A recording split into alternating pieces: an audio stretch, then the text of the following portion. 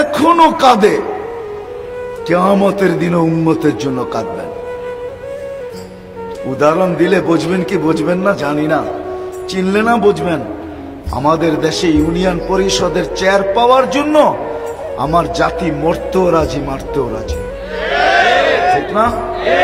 Union পরিষদের চেয়ারটা অনেক বড় না, এর উপরে খালি চেয়ার হইল আল্লাহটা, ঠিক না? এমনই তো ইউনিয়ন পরিষদের চেয়ার।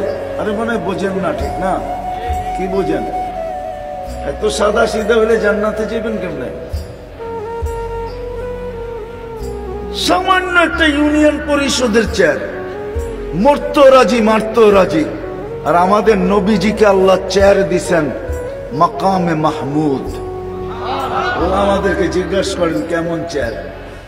যার উপরে শুধু একটা চেয়ার, আল্লাহর কুরসি। কুরসির নিচে শুধু একটা চেয়ার, যেটাকে বলে মাকামে মাহমুদ। যেদিন থেকে আল্লাহর অস্তিত্ব, এটা তো বলাও ভুল হবে, আল্লাহ তো শুরু থেকে চিরদিন এই চেয়ারটা চিরদিনই আল্লাহ নির্ধারিত করে রাখছেন বন্ধুর জন্য, আর কারো জন্য না। নাহলে কোরআন কেন চিৎকার দিবে ফাতাহাজ্জাত বিহি নাফিলাতাল লাক আসা আইয়াবআসাকা রাব্বুকা মাকামান মাহমুদা?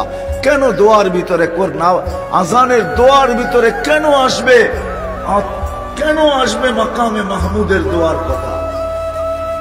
আল্লাহুম্মা রাব্ব হাযিহিদ দাওয়াতিত তাম্মা আসসালাতিল কাইমা আতি লতাওয়াল ফাযিলা ওয়াদ দারাজাতার রাফিয়া ওয়াবআসহু মাকামান মাহমুদা। কেন আসবে? ওই চেয়ার